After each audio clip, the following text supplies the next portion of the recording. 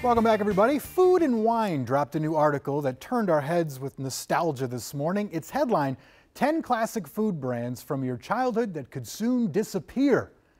I think it's safe to say the day Tootsie Rolls die, Halloween dies, and I don't see that happening.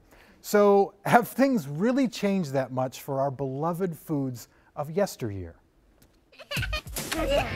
They were once the things us kids would drool over just thinking about before lunch. Nothing handles the summertime hungries like Chef Boyardee. Staples of the kitchen that every family had and looked forward to, at least where I grew up. Why don't you try a home-cooked meal with yummy hamburger helper instead? But the world's changed. Our eating habits have changed. Darn millennials and healthy people. Foodandwine.com looked at 10 of these classic brands they say could soon disappear. A little aggressive on the headline, as some of these brands are still doing very well, but it's also worth looking into. First up, Tootsie Rolls, the candy that is literally no one's favorite, but manages to dominate Halloween bags every year. Their sales have dipped 11% last year.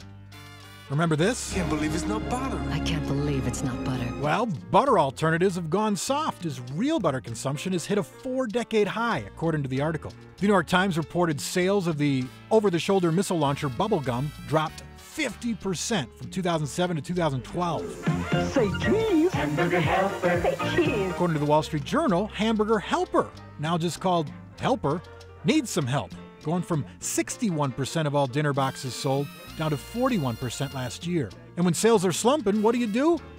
Make a rap song, duh. I just dumped out that whole packet, had the powder, let it simmer. I was whipping. Should be done about 10 minutes.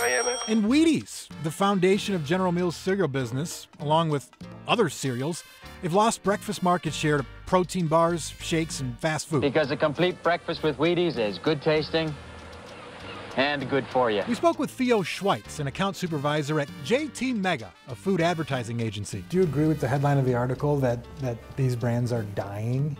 I do, because if a brand's not maintained, it dies over time. You have to be constantly telling your brand story, or people forget about it. Right. A lot of these brands that are in this report haven't seen any advertising dollars in years, and people forget about what's not in front of them. But Schweitz says if you invest in the product, you can adapt perceptions of it. So as a giant food company, what do you do with these huge products of yesteryear that are still doing okay or falling off? Like, what do you do with them? So there's definitely ways that you can help a brand evolve over time and not continue to use the same experience they've relied on in the past. Like Yoplait has a new ad campaign about how we've got a lot of stuff in our yogurt, and that's okay, it still feeds kids. And so they figured out how to change their message slightly, and so I think that you're going to see some of those get invested in and grow, and others are going to get ignored and go away over time. All these products can be summed up in one Brad Pitt quote from Moneyball. Adapt or die.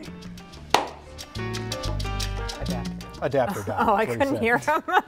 So I reached out to General Mills to ask what's happening with these products and what will their futures be, and a spokesperson taking the high road said, quote, "These products are enjoyed by millions of people every day, and we're excited to continue to offer them to the people who love them." So it's not like General Mills or Post or any of these brands are suffering, because again, they adapt or die.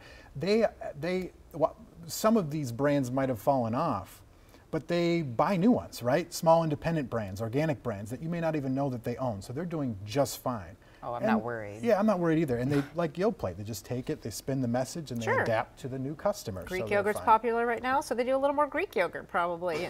But yeah, Greek yogurt was huge, and that's Yeah. something that they maybe missed on, where Chobani owns the market. But Yoplait is like the second biggest yogurt brand in the world still. So it ain't going anywhere. Neither are Tootsie Rolls. I will hurt someone. It is not your favorite, though. Anybody. Is Tootsie Roll anybody's favorite? Number one, top of the list candy? That's what I want to know, because I haven't found anybody. Is it contain sugar? Yes. Then it's my favorite. I like watching this ping pong match so much Speaking that of I'm lulled into brands, a stupor.